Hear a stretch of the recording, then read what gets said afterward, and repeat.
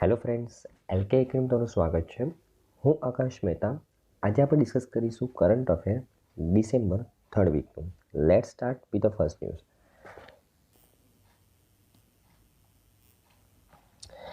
આપણી પહેલી ન્યૂઝ છે ફ્રેન્ડ્સ કે આમાં રિસેન્ટલી નીતિ આયોગ દ્વારા એક રેન્કિંગ લોન્ચ કરવામાં આવેલું છે. રેન્કિંગનું નામ છે ડેલ્ટા રેન્કિંગ. આ રેન્કિંગ શેના માટે છે? એસ્પિરેશનલ બ્લોક પ્રોગ્રામની અંડરમાં આ રેન્કિંગ લોન્ચ કરવામાં આવેલો છે. તો આના વિશે વાત કરીએ. તો આ રેન્કિંગને સમજતા પહેલાં સૌથી પહેલાં આપણે વાત કરીએ એસ્પિરેશનલ બ્લોક પ્રોગ્રામ વિશે, બરાબર ને? તો એકચ્યુઅલી જો હું શરૂઆતથી વાત કરું તો ગવર્મેન્ટ દ્વારા, કેન્દ્ર સરકાર દ્વારા એક પ્રોગ્રામ લોન્ચ કરવામાં આવેલો હતો, એસ્પિરેશનલ ડિસ્ટ્રિક્ટ પ્રોગ્રામ 2020ની અંદર, 3 વર્ષ પહેલાં. આ એસ્પિરેશનલ ડિસ્ટ્રિક્ટ પ્રોગ્રામની અંડરમાં સરકારે એક જવાબદારી સોંપેલી હતી નીતિ આયોગને. કોને? નીતિ આયોગને. કે તમારે આખા દેશમાં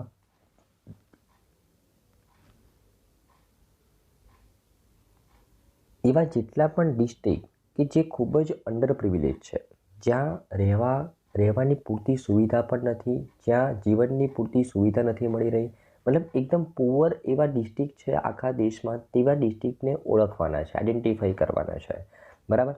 તો નીતિ આયોગ દ્વારા ટોટલ આખા દેશમાંથી 117 એસ્પિરેશનલ ડિસ્ટ્રિક્ટને આઈડેન્ટિફાઈ કરવામાં આવ્યા કે જ્યાં એવી કન્ડિશન હતી કે ત્યાં રહેવા ખાવાની પણ પૂરતી સુવિધા ન હતી, બરાબર? મતલબ એકદમ પુઅરમાં પણ પુઅરેસ્ટ આપણે કહી શકીએ ને તેવા ડિસ્ટ્રિક્ટ છે, બરાબર? તેવા ડિસ્ટ્રિક્ટ હતા જે નીતિ આયોગ દ્વારા આઈડેન્ટિફાઈ કરવામાં આવેલા હતા, 117 ડિસ્ટ્રિક્ટ. અને એવા ડિસ્ટ્રિક્ટને શું નામ આપવામાં આવ્યું? એસ્પિરેશનલ ડિસ્ટ્રિક્ટ નામ આપવામાં આવ્યું. અને સરકાર દ્વારા ટાર્ગેટ રાખવામાં આવ્યો કે સૌથી પહેલાં આ ડિસ્ટ્રિક્ટનું ડેવલપમેન્ટ થવું જોઈએ, બરાબર ને? ઓકે, તો અત્યારે 3 વર્ષ પછી આ ડિસ્ટ્રિક્ટને ઘણા બધા પ્રોગ્રેસ થયા છે, ઘણું બધું ડેવલપમેન્ટ થયું છે, પણ હજી પણ આ ડિસ્ટ્રિક્ટ્સની અંદર અમુક બ્લોક્સ એવા રહી ગયા છે કે જે હજી પણ સ્ટેન્ડ સ્ટીલ કન્ડિશનની અંદર છે, બરાબર ને? ડિસ્ટ્રિક્ટનો ઓવરઓલ પ્રોગ્રેસ થયો છે, પણ અમુક બ્લોક્સ, ડિસ્ટ્રિક્ટની અંદર જે બ્લોક્સ હોય ને તે હજી પણ સ્ટેન્ડ સ્ટીલ કન્ડિશનની અંદર છે, બરાબર ને? તો નીતિ આયોગ દ્વારા જાન્યુઆરી 2023ની અંદર એસ્પિરેશનલ બ્લોક પ્રોગ્રામ લોન્ચ કરવામાં આવ્યો કે જેમાં બ્લોક લેવલ ઉપર ફોકસ કરવામાં આવે કે જે બ્લોક્સ જે હજી પુઅરના પણ પુઅરેસ્ટ છે, બરાબર ને? ઓકે, જે હજી ત્યાં રહેવા ખાવાની પૂરતી સુવિધા નથી મળી રહી તેવા બ્લોકને આઈડેન્ટિફાઈ કરીને તેને ડેવલપ કરવામાં આવે, બરાબર? તો જાન્યુઆરી 2023માં આ પ્રોજેક્ટ લોન્ચ કરવામાં આવ્યો અને અમુક બ્લોક્સ આઈડેન્ટિફાઈ કરવામાં આવ્યા. અને આ 1 વર્ષ આ પ્રોજેક્ટને શરૂ કરે થયો છે, તો આ 1 વર્ષની અંદર બ્લોક લેવલ ઉપર કેટલું પ્રોગ્રેસ થયું, જે બ્લોકનું સૌથી વધારે પ્રોગ્રેસ થયું તેને અહીંયા રેન્કિંગ પ્રોવાઈડ કરવામાં આવેલો છે, બરાબર ને? ઓકે, કોના દ્વારા? નીતિ આયોગ દ્વારા. ઓકે, તો હવે આ રેન્કિંગ એ એકચ્યુઅલી એક તો ઓવરઓલ કેટેગરી, મતલબ આખા દેશમાં જેટલા પણ બ્લોક સિલેક્ટ કરવામાં આવેલા હતા એમાં કયા 2 બ્લોક્સે સૌથી વધારે પ્રોગ્રેસ કર્યો છે એ ઓવરઓલ રેન્કિંગ. અને આખા દેશને 6 ઝોનમાં ડિવાઈડ કરવામાં આવે છે નીતિ આયોગ દ્વારા, અને દરેક ઝોન વાઇઝ જે ટોપ 2 બ્લોક્સ છે તેમને પણ રેન્કિંગ પ્રોવાઈડ કરવામાં આવ્યા આ ડેલ્ટા રેન્કિંગની અંદર, બરાબર ને? ઓકે, હવે જો આખા દેશની વાત કરું તો એસ્પિરેશન બ્લોક પ્રોગ્રામની અંદરમાં જેટલા પણ બ્લોક્સને આવરી લેવામાં આવેલા છે તેમાં સૌથી સારું પરફોર્મ કોને કર્યું 2023-24ની અંદર? આઝિફાબાદ જિલ્લો છે તેલંગાણાનો, તેનું કુમરુમ ભીમ નામનું બ્લોક છે, બરાબર? તેને સૌથી સારામાં સારું પરફોર્મન્સ કર્યું છે, બરાબર ને? ઓકે, અને બીજા નંબર પર છે ઉત્તર પ્રદેશનું કૌશામ્બી જિલ્લાનું કૌશામ્બી બ્લોક છે, તેને 2nd નંબર પર સૌથી સારું પરફોર્મ કર્યું છે. તો ટોપ 2 બ્લોક્સ તમારે ધ્યાનમાં રાખવાનું છે, બરાબર ને? ઓકે, આ ઉપરાંત જે રીતે મેં તમને કીધું કે બ્લોક્સ ટોટલ 6 ઝોનની અંદર ડિવાઈડ કરવામાં આવેલા છે, દેશને 6 ઝોનની અંદર ડિવાઈડ કરવામાં આવેલો છે અને દરેક ઝોનમાંથી પણ ટોપ 2 બ્લોક્સ સિલેક્ટ કરવામાં આવેલા છે. દેશને આ 6 ઝોનમાં ડિવાઈડ કરવામાં આવેલા છે. એક તો હિલી and north eastern states, north Indian states, southern states, western Indian states, central Indian states અને ઈસ્ટર્ન ઇન્ડિયા. આ 6 ઝોનમાં જે ટોપ 2 બ્લોક્સ છે તેમને રેન્કિંગ પ્રોવાઈડ કરવામાં આવેલો છે અને ઓવરઓલ રેન્કિંગ તમારે યાદ રાખવાનો છે, હમણાં આપણે તે ભણ્યા તે, રાઈટ?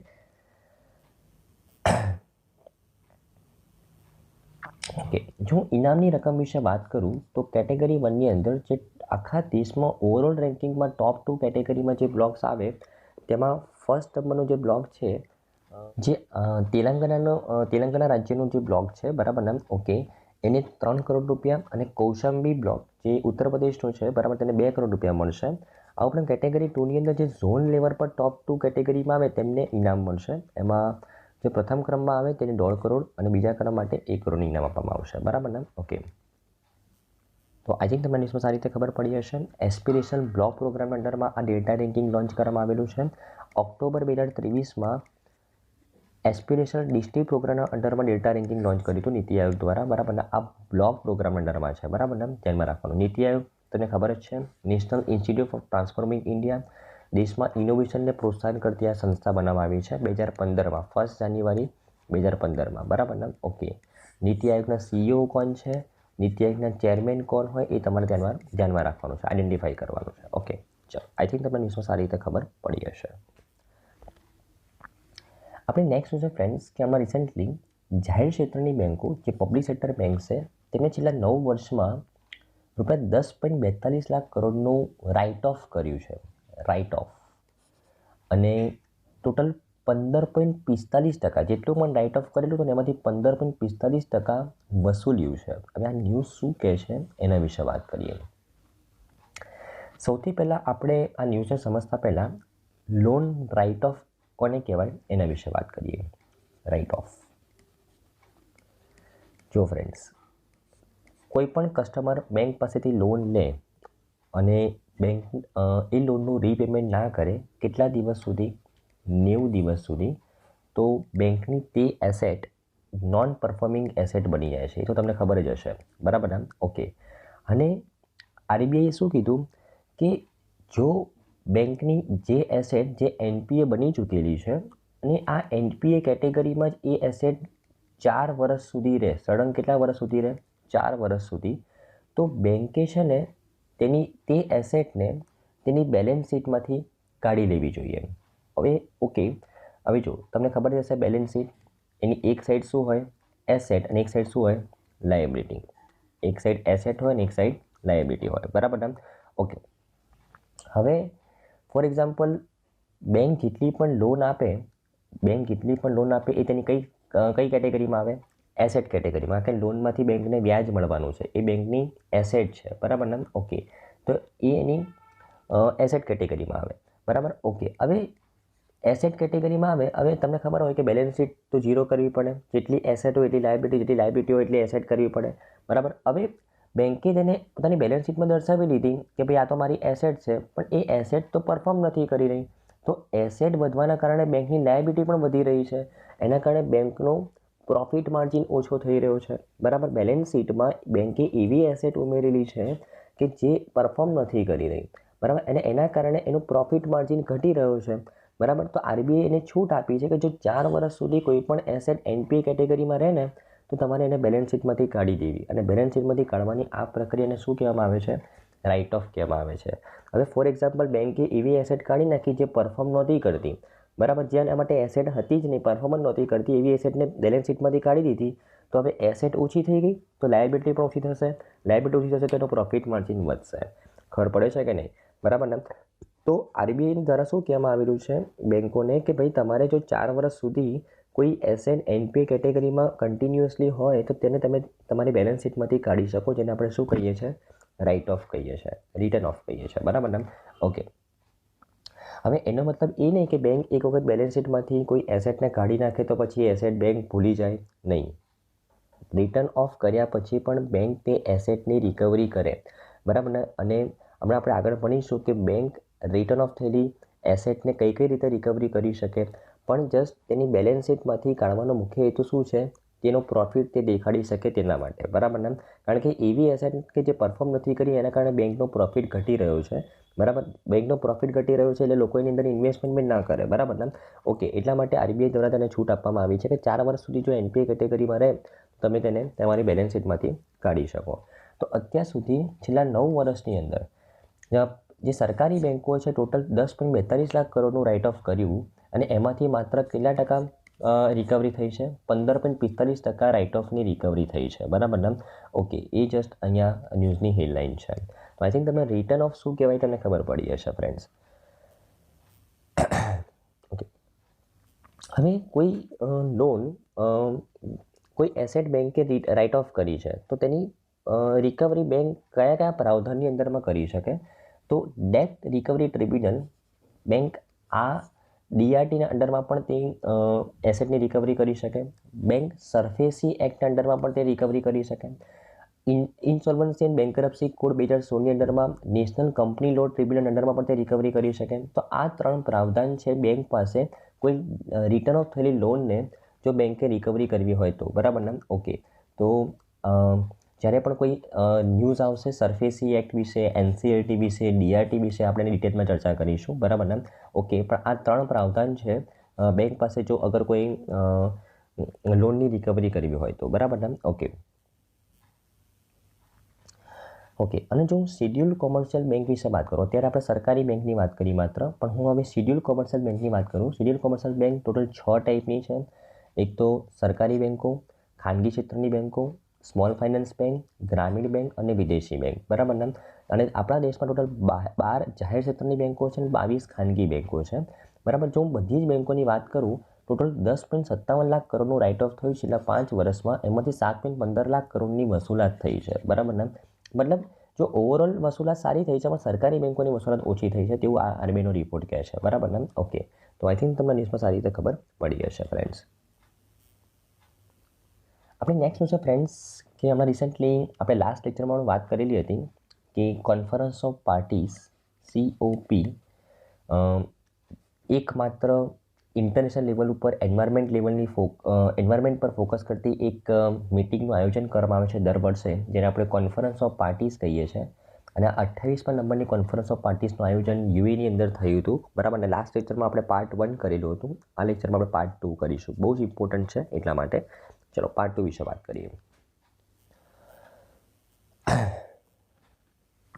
ઓકે, તો UN framework convention on climate ચેન્જના પક્ષકારોની 28મી કોન્ફરન્સ 30મી નવેમ્બરથી 12મી ડિસેમ્બર દરમિયાન એક્સપો સિટી દુબઈ યુએઈમાં યોજાયેલી હતી. એના વિશે આપણે વાત કરી રહ્યા હતા અને એના આપણે પાર્ટ 2ની વિશે વાત કરીએ, બરાબર ને?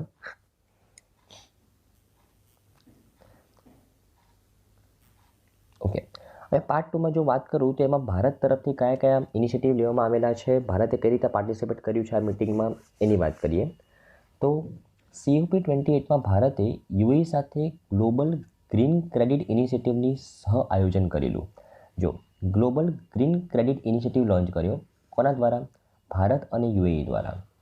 હવે આ ઇનિશિયેટિવ અંડરમાં શું છે કે એની અંદર જે પણ વ્યક્તિ, સંગઠન, ઓર્ગેનાઇઝેશન, કોઈ પણ ઇન્ડિવિડ્યુઅલ કે પછી કોઈ ઓર્ગેનાઇઝેશન હોય કે જે પર્યાવરણલક્ષી સ્ટેપ લે, ફોર એક્ઝામ્પલ વોટર કન્ઝર્વેશન કરે, લેન્ડ ડિગ્રેડેશન કરતું અટકાવે, બરાબર ને? પછી એના પાસે કોઈ ઇનોવેટિવ મેથડ હોય કે જેનાથી પર્યાવરણને રક્ષણ મળી શકે, બરાબર ને? તો એમના માટે એક પ્લેટફોર્મ પ્રોવાઈડ કરવામાં આવેલું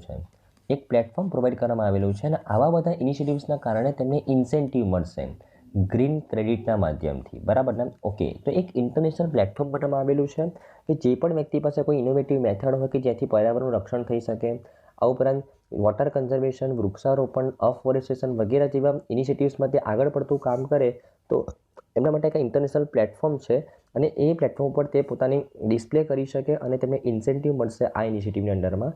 ગ્લોબલ ગ્રીન ક્રેડિટ ઇનિશિયેટિવની અંડરમાં ઇન્ટરનેશનલ લેવલનું પ્લેટફોર્મ લોન્ચ કરવામાં આવેલું છે ભારત અને યુએઈ દ્વારા, બરાબર ને? ધ્યાનમાં રાખવાનું છે. ઓકે, સેકન્ડ છે કે પીએમ મોદીએ સમાવેશી ઉદ્યોગ સંક્રમણ પર ધ્યાન કેન્દ્રિત કરીને the leadership group for industry transition ભાગ 2 માટે પહેલ કરી છે. હવે જો the leadership group for the industry transition,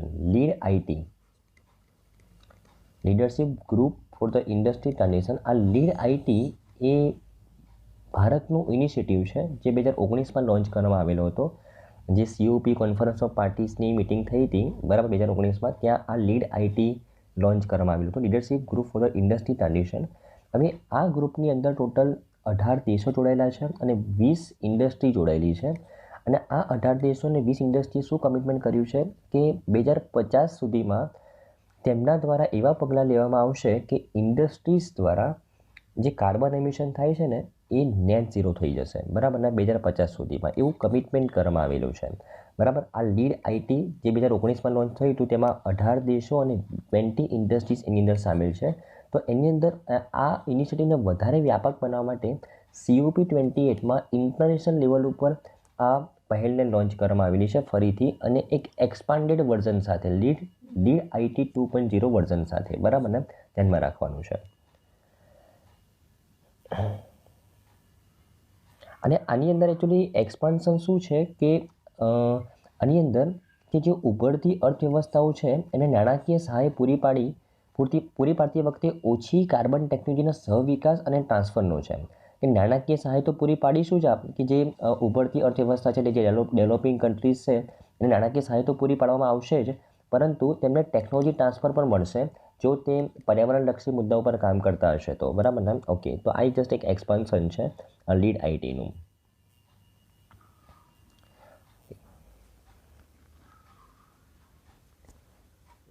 અગર હું ત્રીજા ઇનિશિયેટિવ વિશે વાત કરું તો ભારતે 2028માં UN ક્લાઇમેટ કોન્ફરન્સની યજમાની કરવાનો પ્રસ્તાવ મૂક્યો હતો. તો COP28 જે યુએમાં આયોજિત કરવામાં આવી, એ મિટિંગ દરમિયાન PM મોદીજીએ COP33 જે 33મી આવૃત્તિ છે આ મિટિંગની, કોન્ફરન્સ ઓફ પાર્ટીસ મિટિંગની, એની યજમાની કરવાનો પ્રસ્તાવ મૂકેલો હતો UN સામે. અને એકચ્યુઅલી જો ભારત વિશે વાત કરું તો ભારતે અત્યાર સુધી ટોટલ 28 મિટિંગની અંદર માત્ર એક વખત આ મિટિંગનું આયોજન કરેલું હતું, COP8 2002ની અંદર, બરાબર ને. અને COP33 યજમાની કરવાની ભારતે પ્રસ્તાવ મૂકેલો હતો આ મિટિંગ દરમિયાન, બરાબર ને. ઓકે, જો હું ભારત દ્વારા શરૂ કરવામાં આવેલી પહેલ વિશે વાત કરું આ COPની મિટિંગ્સ દરમિયાન, તો ભારતે ઘણી બધી પહેલ શરૂ કરી છે. ઇન્ટરનેશનલ સોલર અલાયન્સ એ પણ COP મિટિંગની દેન છે. Coalition for the disaster resilient infrastructure CDRI એ પણ ભારતે COP conference of parties meeting દરમિયાન લોન્ચ કરેલું હતું. અને લાઇફસ્ટાઇલ ફોર ધ એન્વાયરમેન્ટ અભિયાન એ પણ ભારતે ગયા વર્ષે COP મિટિંગ દરમિયાન લોન્ચ કરેલું હતું, બરાબર ને. તો આ ભારતના ઇનિશિયેટિવ્સ છે ઇન્ટરનેશનલ લેવલ ઉપર જે ભારતે COPsની મિટિંગ દરમિયાન લોન્ચ કરેલા છે, બરાબર ને. ઓકે,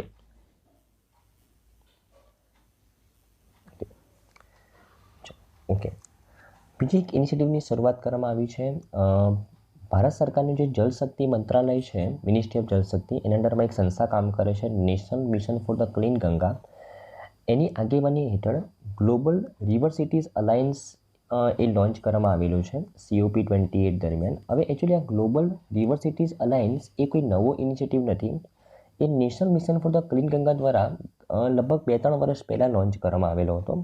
હવે આ અલાયન્સની અંડરમાં એ એવા શહેરોનું ગ્રુપ છે કે જે નદી કિનારે હોય, મતલબ નદી કિનારાના જે શહેરો છે ને એ એકબીજાના ડેવલપમેન્ટ માટે અહીંયા ફંડ એકત્રિત કરે છે, એકબીજાને સપોર્ટ કરે છે, અને રિવર સિટીઝને ડેવલપ કરવાનું અહીંયા કમિટમેન્ટ છે, બરાબર ને. ઓકે, તો ગ્લોબલ રિવર સિટીઝ અલાયન્સ એમાં ઘણા બધા મેમ્બર કન્ટ્રીઝ છે. જો 11 દેશોના 275થી વધુ જે રિવર સિટી છે ને એ આ ગ્રુપની મેમ્બર્સ છે અત્યાર સુધી. આ ઉપરાંત વૈશ્વિક ભંડોળ agency like world bank, Asian development bank, Asian infrastructure bank, એવી બેંકો પણ એવી ફંડ એજન્સીઓ પણ એ આ ગ્રુપની મેમ્બર છે. અને નોલેજ મેનેજમેન્ટ પાર્ટનર્સનો પણ સમાવેશ થાય છે, બરાબર ને, રાઈટ. તો અત્યાર સુધી આ અલાયન્સ બહુ જૂનું અલાયન્સ છે, પણ એને એક ઇન્ટરનેશનલ પ્લેટફોર્મ પર લોન્ચ કરવામાં આવેલું છે. આ ભારતની પહેલ છે આ river cities alliance. National mission for the clean Ganga તેને ઇમ્પ્લિમેન્ટ કરે છે, બરાબર ને. અને તેને પહેલી વખત કોઈ ઇન્ટરનેશનલ પ્લેટફોર્મ પર લોન્ચ કરવામાં આવેલું છે, બરાબર ને. કઈ જગ્યાએ COP28 દરમિયાન, બરાબર ને. ઓકે, તો જે રીતે મેં તમને કીધું કે 2021માં national mission for the clean Ganga દ્વારા national institute of the urban અફેર્સના સહયોગથી આ અલાયન્સ શરૂ કરવામાં આવેલું હતું. તે જે નદી કિનારે જે શહેરોના ટકાઉ વિકાસને પ્રોત્સાહન આપવા માટે આ અલાયન્સ શરૂ કરવામાં આવેલું હતું. અને અત્યાર સુધી ભારતના 143 શહેરો એ આ અલાયન્સના મેમ્બર્સ છે, બરાબર ને. ઓકે, તો તમારે ધ્યાનમાં રાખવાનું છે.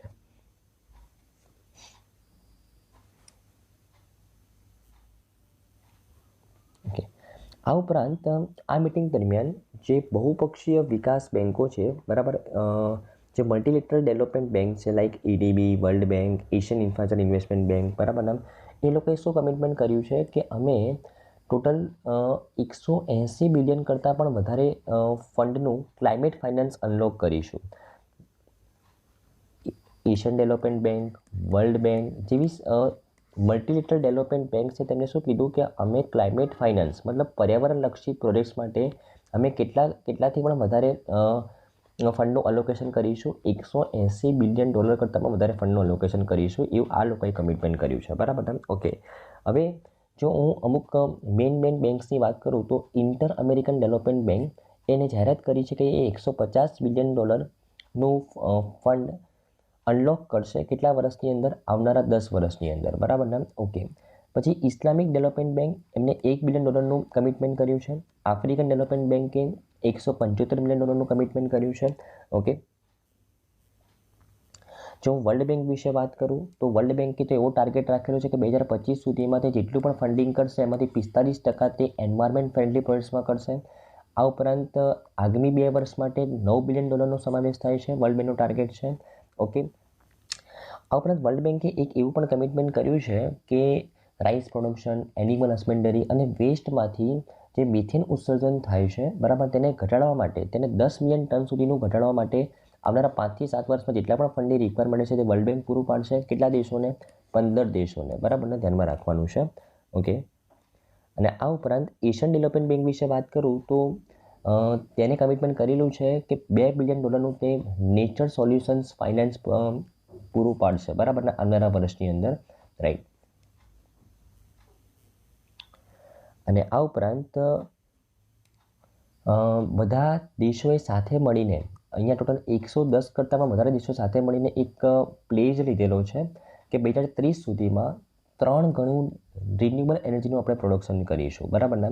રાઈટ. તો COP28ની અંદર ટોટલ 110 કરતાં પણ વધારે દેશોએ સાથે મળીને કયો પ્લેન લીધેલો છે કે રિન્યુએબલ એનર્જીની કેપેસિટી આપણે 2030 સુધીમાં અત્યારે જેટલી છે એના કરતાં 3 ગણી વધારે કરીશું. અને આ પ્લેજની અંદર ઇન્ડિયા પાર્ટિસિપેટ નથી કર્યું. બરાબર ને?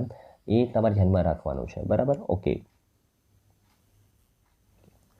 જો હું વધારાની માહિતી વિશે વાત કરું તો COP29નું આયોજન COP28 તો યુએમાં થયેલું. COP29નું આયોજન આવતા વર્ષે અઝરબૈજાનમાં થશે. COP30નું આયોજન બ્રાઝિલમાં થશે 2025માં. અને જો ઇન્ડિયન રિન્યુએબલ એનર્જી ડેવલપમેન્ટ એજન્સીની વાત કરું જે રિન્યુએબલ એનર્જી પર ફોકસ કરે છે ભારતમાં એના અધ્યક્ષ કોણ છે? પ્રદીપ કુમાર દાસ. સ્થાપના 1987માં થઈ હતી. મુખ્યાલય નવી દિલ્હીમાં છે. અને જો એશિયન ડેવલપમેન્ટ બેંક વિશે વાત કરું તો મસાસુકો આસાકાવા એના પ્રમુખ છે. હેડક્વાર્ટર મનીલા ફિલિપાઇન્સની અંદર છે અને સભ્ય દેશો કેટલા છે? 68 છે. બરાબર. ઓકે. તો આઈ થિંક તમને આખી ન્યૂઝમાં સારી રીતે ખબર પડી હશે ફ્રેન્ડ્સ.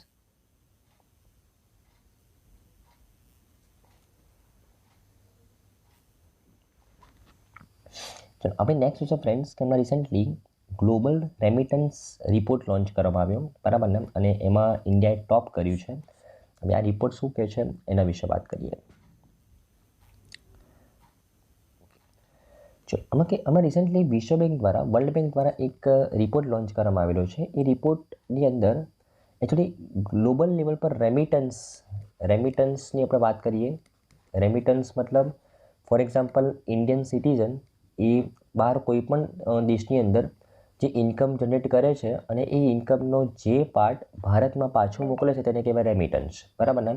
તો આ રેમિટન્સ રિસીવ કરવામાં ભારત એ દુનિયાની અંદર ટોચ ઉપર છે. બરાબર ને? ટોટલ 125 બિલિયન ડોલરનું આપણે રેમિટન્સ રિસીવ કર્યું છે 2023ની અંદર જે વર્લ્ડ બેંક કહે છે. બરાબર ને? ઓકે. તો ભારતે 125 બિલિયન ડોલરના અંદાજિત ઇનવર્ડ રેમિટન્સ ફ્લો સાથે ટોચના રેમિટન્સ પ્રાપ્તકર્તા તરીકે ગણવામાં આવે છે. બીજા નંબર પર છે મેક્સિકો 67 બિલિયન ડોલરનું રેમિટન્સ રિસીવ કર્યું છે. ત્રીજા નંબર પર છે ચીન 50 બિલિયન ડોલરનું રેમિટન્સ રિસીવ કર્યું છે. બરાબર ને? ઓકે.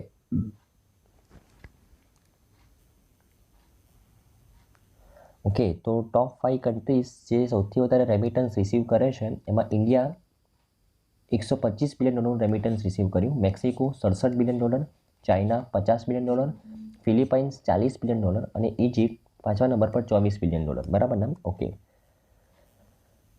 જો ભારતની સ્થિતિ વિશે વાત કરું તો ભારતમાં રેમિટન્સ વૃદ્ધિના મુખ્ય પ્રેરકો એ યુએસએમાં ચુસ્ત શ્રમ બજાર અને યુરોપમાં ઉચ્ચ રોજગાર વૃદ્ધિ છે. તો ભારતમાં સૌથી વધારે રેમિટન્સ યુએસથી આવે છે અને યુરોપથી આવે છે.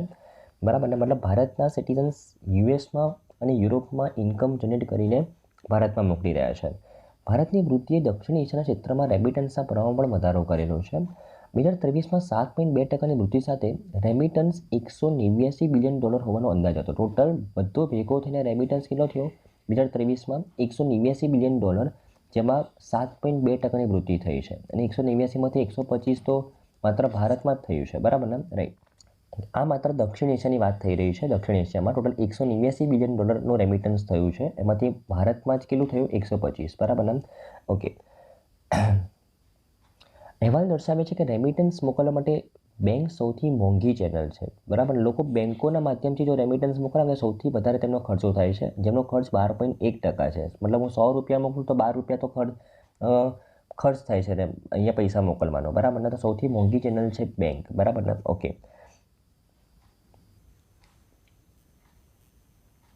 જો આ અહેવાલ વિશે વાત કરું તો સ્થળાંતર અને વિકાસ સંક્ષિપ્તમાં સમગ્ર વિશ્વમાં થઈ રહેલા સ્થળાંતર અને રેમિટન્સ પ્રવાહ અંગેના અપડેટ્સનો અહેવાલ આપવામાં આવે છે.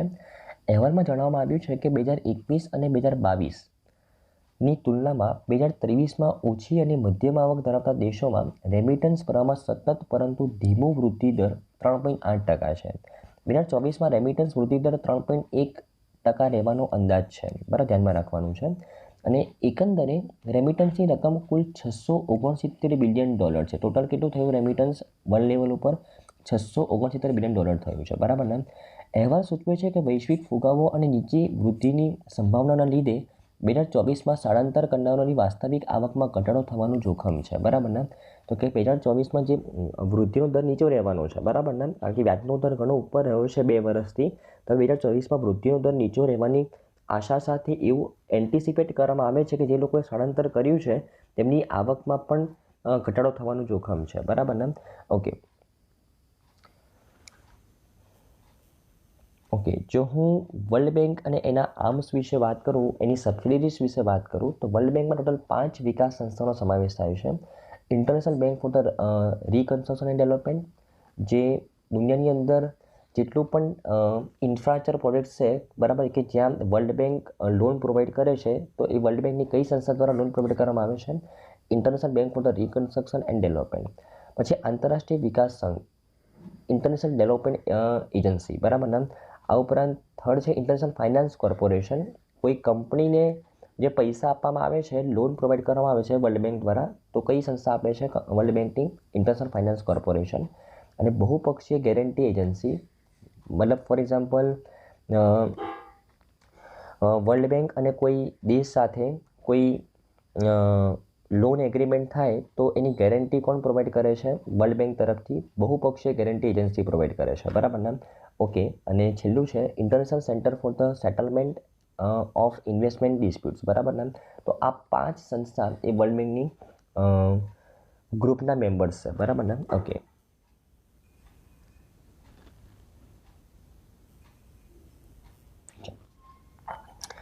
આપણે નેક્સ્ટ છે ફ્રેન્ડ્સ કે એમાં રિસન્ટલી નીતિન ગડકરી, જે આપણા ministry off road transport and highway છે, એના દ્વારા એક પ્લેટફોર્મ લોન્ચ કરવામાં આવેલું છે, DGELV. અને આ પ્લેટફોર્મ શું છે એના વિશે વાત કરીએ.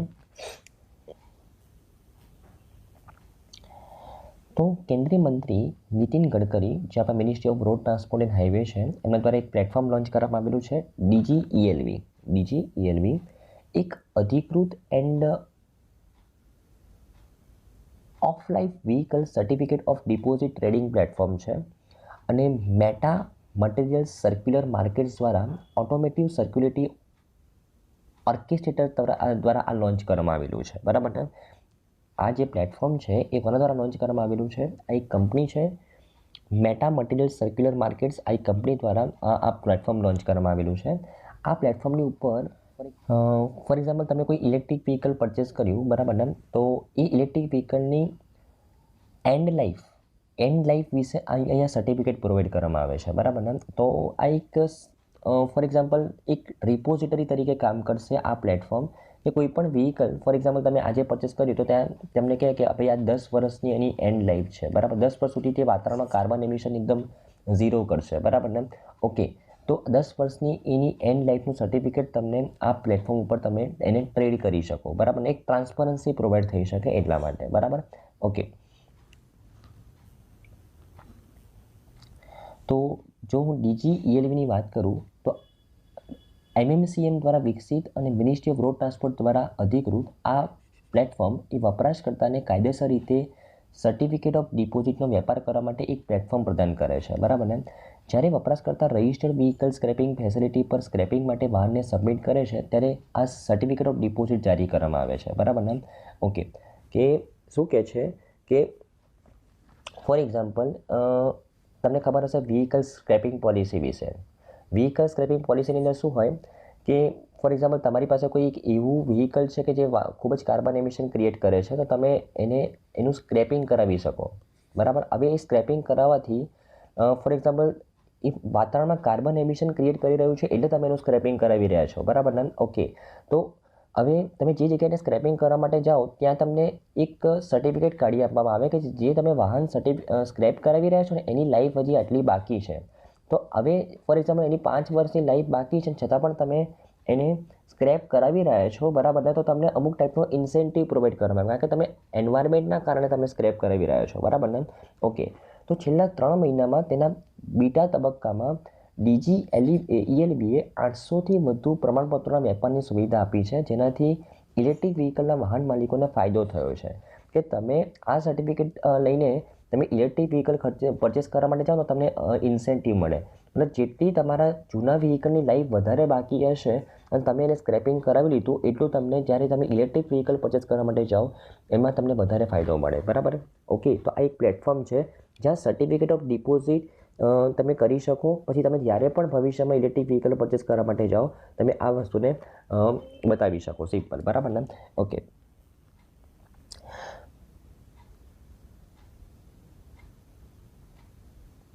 ઓકે, જો હું ઓટોમેટિવ સર્ક્યુલારિટી ઓર્કેસ્ટ્રેટર વિશે વાત કરું તો આ જે ઓટોમેટિવ સર્ક્યુલારિટી ઓર્કેસ્ટ્રેટર છે એ ગ્રાહકો, ઉત્પાદકો અને રિસાયકલર્સ વચ્ચે સહયોગને પ્રોત્સાહન આપીને વૈશ્વિક પર્યાવરણ ચિંતાઓને સંબોધે છે. તે સંકલિત ટકાઉ ભવિષ્ય માટે સંપૂર્ણ ડેટા અને સામગ્રીના વિનિમયની સુવિધા આપે છે. તો DGELV અને ACOનો ઉદ્દેશ્ય એ વાહન આધુનિકરણ કાર્યક્રમ, DGELV પર સીડી ટ્રેડિંગ અને પર્યાવરણ સ્થિરતાને પ્રોત્સાહન આપવામાં ACOની ભૂમિકા વિશે જાગૃતિ લાવવાનું છે, બરાબર ને? ઓકે, અને જો વ્હીકલ સ્ક્રેપેજ પોલિસી વિશે વાત કરું જેની અંદરમાં આપણે વ્હીકલને સ્ક્રેપેજ કરાવી શકીએ છીએ, તો વડાપ્રધાન નરેન્દ્ર મોદીએ સર્ક્યુલર ઇકોનોમીને પ્રોત્સાહન આપવા માટે અયોગ્ય અને પ્રદૂષિત વાહનોને દૂર કરવા માટે ઓગસ્ટ 2021માં રાષ્ટ્રીય વાહન સ્ક્રેપેજ નીતિની શરૂઆત કરેલી હતી અને આ નીતિ 1 એપ્રિલ 2022થી અમલમાં કરવામાં આવેલી હતી. આ નીતિના અમલીકરણથી અર્થતંત્રને ફાયદો થશે અને પર્યાવરણીય પ્રદૂષણમાં 20થી 25% ઘટાડો થશે અને રાજ્ય અને કેન્દ્રશાસિત પ્રદેશો એ જૂના વાહનોને રદ કર્યા પછી નવા વાહનો માટે રોડ ટેક્સ ઉપર 25% સુધીની ટેક્સ છૂટ આપશે, બરાબર ને?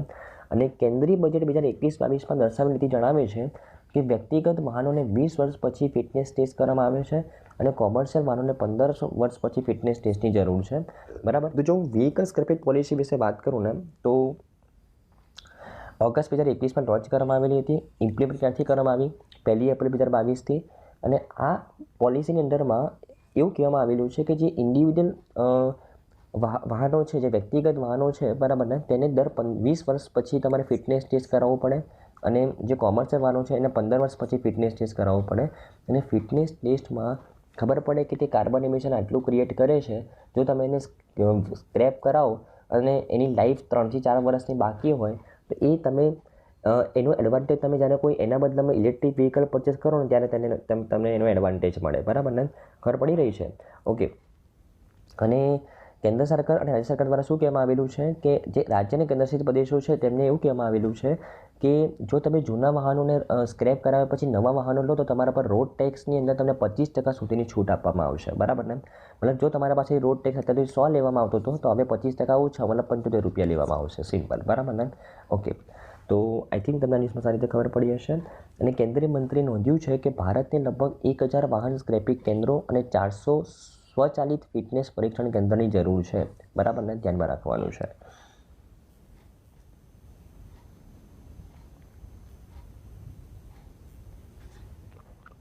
આપણે નેક્સ્ટ છે ફ્રેન્ડ્સ કે એમાં recently food and agriculture organisation યુએનની એક સંસ્થા છે એના દ્વારા એક રિપોર્ટ લોન્ચ કરવામાં આવેલો છે કે 74.1% of the Indians are unable to afford a healthy diet.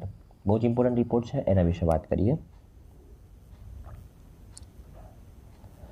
Okay, તો યુએનની ફૂડ એન્ડ એગ્રીકલ્ચર ઓર્ગેનાઇઝેશન યુએનની અંડરમાં એક સંસ્થા કામ કરી રહી છે. એને હમણાં એક રિપોર્ટ લોન્ચ કરેલો છે. રિપોર્ટની 5મી આવૃત્તિ છે અને આ રિપોર્ટ મુજબ કે 2021માં 74.1% ભારતીયો એક હેલ્ધી ડાયટ અફોર્ડ નથી કરી શકતા અને 2020માં આ 76.2% હતા અને અત્યારે તે થોડા ઘટીને 74.1% ભારતીયો અત્યારે હેલ્ધી ડાયટને અફોર્ડ નથી કરી શકતા એવું આ રિપોર્ટ કહે છે. જે 2020માં કેટલા હતા? 76.2% હતા.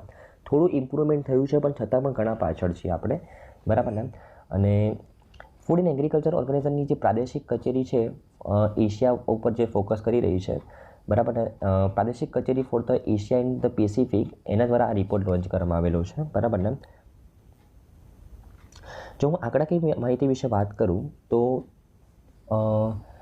જે અફોર્ડેબલ મતલબ જે હેલ્ધી ડાયટની કિંમત 2021માં પ્રતિ વ્યક્તિ દીઠ 3.0 પરચેસિંગ પાવર પેરિટી ડોલર ઉપર દસ્તાવેજીકૃત કરવામાં આવી હતી. જે 2020થી 2022 સુધીના સમયગાળા માટે કુપોષણનો વ્યાપ 16.6% નોંધાયેલો હતો, બરાબર ને. શું કહે છે કે તંદુરસ્ત આહારની કિંમત 2021માં જે પરચેસિંગ પાવર પેરિટી છે પ્રતિ વ્યક્તિ દીઠ કેટલી છે? $3.0 ઉપર અધિકૃત કરવામાં આવેલી હતી. મતલબ ફોર એક્ઝામ્પલ તમારે કોઈ હેલ્ધી ડાયટ લેવું હોય તો એક વ્યક્તિ દીઠ તમારે $3 ખર્ચ કરવા પડે, બરાબર ને. ઓકે, 2021ની અંદર. અને 2020થી 2022 સુધીના સમયગાળા માટે જે કુપોષણનો વ્યાપ છે ને એ કેટલો નોંધાયેલો છે? 16.6%. તો એશિયા પેસિફિક ક્ષેત્ર જેમાં 370 મિલિયન લોકો કુપોષિત છે તે વૈશ્વિક કુલના અડધા ભાગનું પ્રતિનિધિત્વ કરે છે. આ પ્રદેશમાં અંદાજિત 232 મિલિયન લોકો 2021માં તંદુરસ્ત આહાર પરવડી શકે તેમ નથી.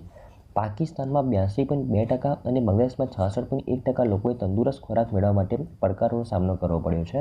અને આવકમાં વધારો કર્યા વિના ખોરાકના ખર્ચમાં વધારો થવાથી વધુ લોકો પૌષ્ટિક આહાર પરવડી શકે તેમ નથી.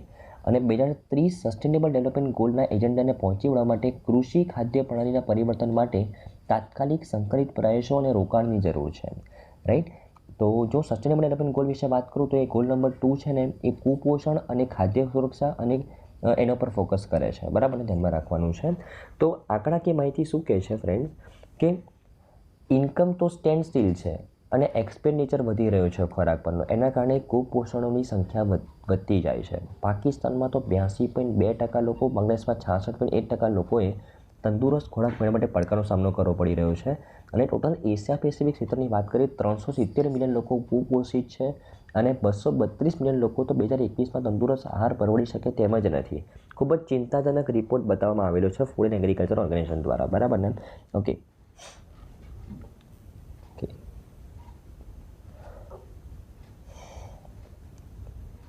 તો આઈ થિંક ફ્રેન્ડ્સ આજની તમામ ન્યૂઝમાં તમને સારી રીતે ખબર પડી હશે. Thank you friends, by.